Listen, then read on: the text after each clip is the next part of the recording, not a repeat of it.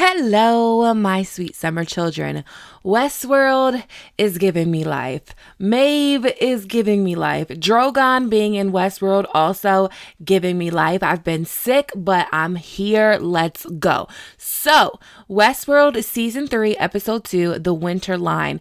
We found out a ton more about Rehoboam and Incite, and let's jump right into dissecting the episode. So, Maeve is in War World, or at least she thinks she is. You know, we talked about a simulation within a simulation last week on the episode 1 review, but let's keep on going. So Maeve is in War World and Hector comes to rescue her, but she quickly realizes it's just another script. It's just another loop, another story that someone wrote for her, another lie. Her loop is a failed escape and she kills herself.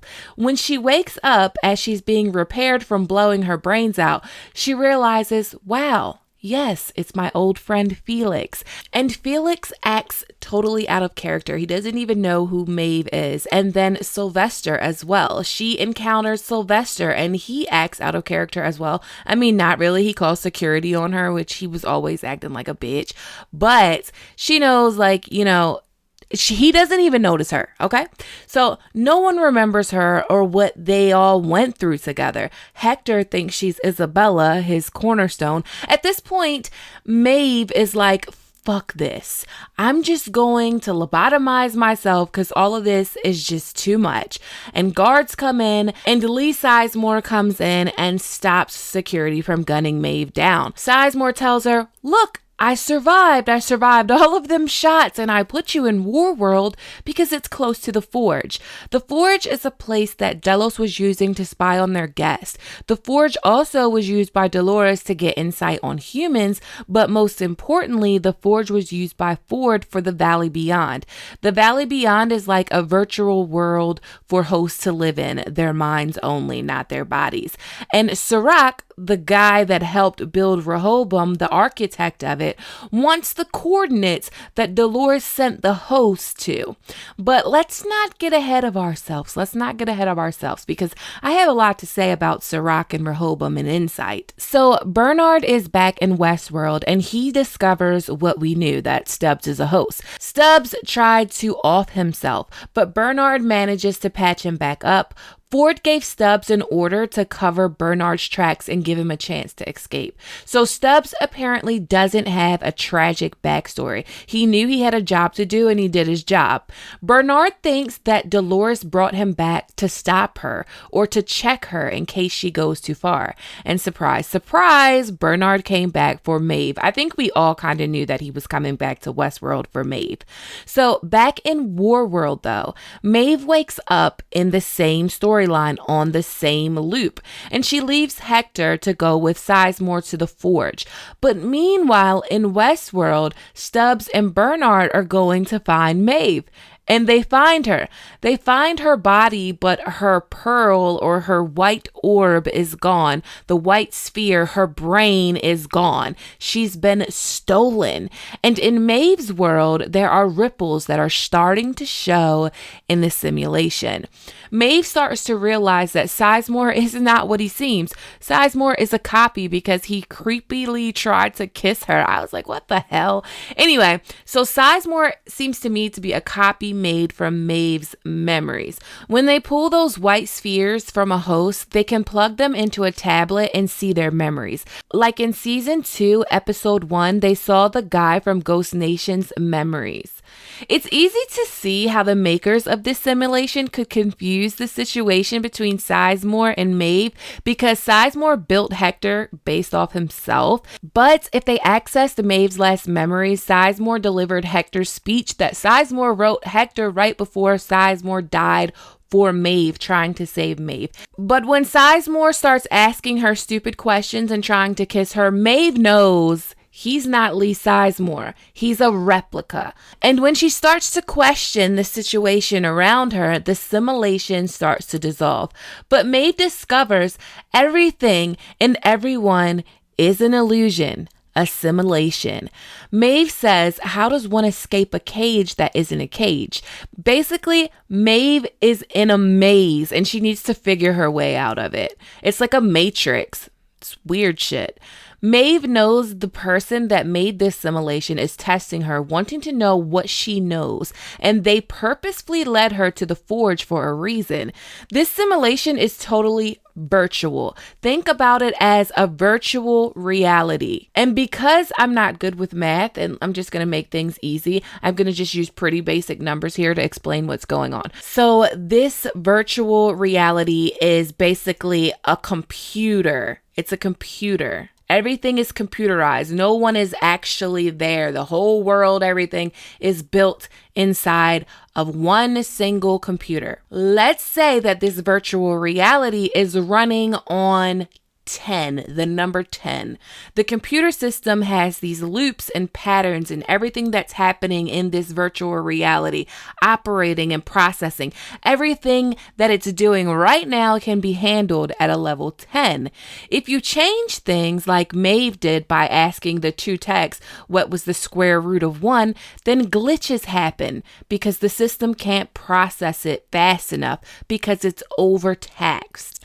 So Maeve adds more complexity by giving everyone traitor maps, turning the Nazis against each other, and asking every tech what the square root of -1 is. So let's say all that Maeve did added 30. So she added 30 to a system that can only handle 10. She overloaded the system so much that instead of glitching, it froze altogether. It's kind of like downloading a game on your computer that needs more RAM to operate than your computer has. It's fucked up. So that's what Maeve did. And we're about to hack all into what's going on there with Incite and everything. But first, in Park 4, Bernard and Stubbs are trying to locate a computer system to try to locate Maeve's brain. Park 4 is medieval world, and Dan and Dave, the creators of Game of Thrones, are still in there butchering storylines. Just kidding, but I love the Drogon cameo, and they say someone bought Drogon for a startup in Costa Rica. That startup is Jurassic Park. It's a Jurassic Park reference. And fun fact, if you didn't know, a dinosaur with dark bones was found in the real world, and they named it Targaryen Draco Wadenrathia. I'm just going to put the shit on the screen. I know I didn't say it right. Anyway, so Bernard can't find Maeve, but he types in her host number like a serial number, and we will see it again later on the actual thing that her pearl is on. But anyway, while he's there, he decides to do a full system scan to see if Dolores has made any corruptions in his code. And he gets a lot of memories. He goes back and does this full system scan while Stubbs is fighting off guards and buying him time. And he sees memories. He sees the books that Dolores was looking at. These books were on specific people. This leads him to know that he needs to track down Dempsey, the CEO that Dolores was trying to enchant. There's a lot of Easter eggs in there we're going to be looking into too. Probably not in this video because I have a theory video coming up, but let's keep going. So Maeve is back in the simulation. She overwhelms it. It simply can't process all of this shit. It can't process all of these broken loops, and the simulation freezes. Maeve locates her brain in what I believe is Incite. Everything about this leads me to believe it's Incite. The interface of the tablet is black and white, of the Rehoboam screen things, the divergences and the anomalies, the interface looks just like that. The black and white of the robot scream Incite. The logos and icons on the tablets also looks very similar to the Incite logo. But the interesting thing is there are a lot of black spheres and there are also a lot of white spheres or pearls or brains. But these spheres, the ones from Delos host are white. At least the ones that we have seen are white. Maeve has 3 other white spheres in the same case as hers. I would love for them to be Hector, Armistice, and Clementine, or Lee Sizemore, because like everybody else, maybe he's a fucking host as well and he's not a human. Maybe he's actually a host. I find it weird that everything in the simulation broke but Lee Sizemore. He didn't freeze with the simulation, but I think that Maeve did say that she had tried to account for that. Anyway, there are some white spheres in all of these cases. There are way more black ones than white ones, but I think every one of those white spheres is a host that belonged to Delos. And Serac was testing out each one of those hosts in their own simulation to see which one is dangerous. But luckily, he found out who he's looking for, and that's Dolores. But I don't know what the black ones are. The black ones are another matter. Maybe there's another simulation somewhere else with other kinds of robot. I don't know. Maeve winds up hacking a drone robot to steal her brain, but once she unplugged the brain from the simulation, she can't give the robot further instructions. It tries to escape, and there's really no viable route for it to escape. And it's the saddest scene ever as it's gunned down. I don't know. Why do I get sad? It was sad to me. I'm sorry. Anyway, Maeve wakes up and she is slaying. She is absolutely stunning. Maeve is in the real world and she meets Serac. Serac is this guy that owns Incite and Rehoboam. Serac is a drink. Serac is the guy Dolores is looking for. I think that they could be in Spain, Mexico. The landscape looks like it's somewhere warm and tropical, but also when the lab started going crazy, the commands were in English and also Spanish. Maybe it's the US, but somewhere warm, like Miami maybe. The lab place seems to have the same architecture and foliage as where Maeve and Serac met. Serac is an asshole. I can tell. I can spot him a mile away. Anyway, when Maeve wakes up, you can see the Rehoboam art on the wall. But Serac thinks he should write the future. He thinks he should be the sole author of the future, or Rehoboam should be the author of the future. I find it almost hilarious that a man surrounds himself in nature, but then conspires with the machine to not let nature take its course, but to interfere with it. It's just ironic to me. But he explains that Maeve is in the real world and they are in the middle of the war and he needs her help to win it. He said no one knows that it's happening or that it's already lost. Serac doesn't deal with the present. He deals with the future. But I wonder how far in the future he's looking to see that this war is lost. Rehoboam must have shown him what will happen if the path doesn't change.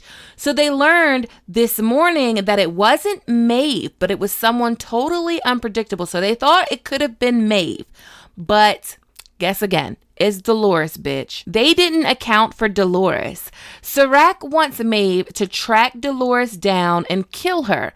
Maeve is about to kill Serac and he hits the panic button on her ass and freezes her, and she looks absolutely terrified. He didn't underestimate her. He's done his homework. He is going to try to persuade her that his and her interests are aligned.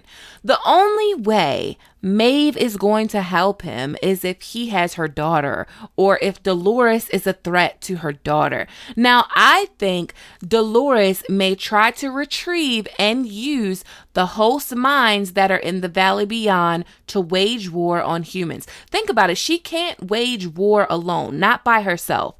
I think this simulation, this maze, this matrix, Incite was trying to find where the host's brains went to, because Rehoboam might have shown Incite or Serac what Dolores plans to do.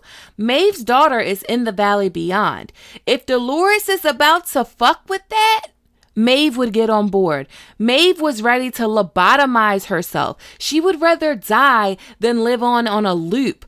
But if her daughter's peace in the Valley Beyond is threatened, Maeve will be ready for war. One of the interesting things about all of this is, how did Incite remove Maeve from Delos?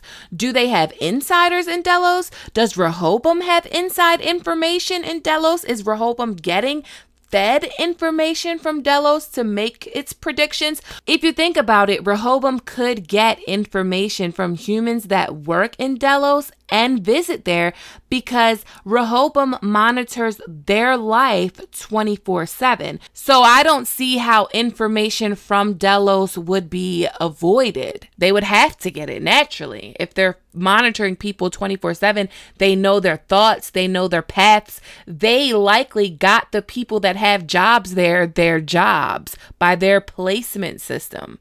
This is something, Rehoboam is something that runs the world. It's next level. But anyway, Bernard is leaving the island. He's leaving Westworld and he's going out into the world, and he's going to try to track down Liam Dempsey, the CEO of Incite, and see what the fuck Dolores is up to, because he's hell-bent on stopping Dolores. He reprogrammed Stubbs to go with him, and Stubbs wasn't gonna go. He was just like, okay, my job was to get you off the island, you're back off the island, okay, cool, bye. But Bernard wanted him to come with him, so he just programmed him to protect Bernard at all costs. And I think that Stubbs would like it that way, because he kind of said that free will seems overrated to him. So yeah, I really like this episode. Maeve is one of my favorite characters, so all of the exposition on Maeve, I really liked it. I think that this episode combined with the last episode is going to propel the season forward, because now we know where our major players are. Bernard, Maeve, and Dolores. We know where they are. We know what they're doing. We know what's going on, kind of. And shit's about to get real. And I just wanted to quickly say, I hope all of you guys are staying safe, staying inside, staying away from this virus. I hope all of you guys stay healthy.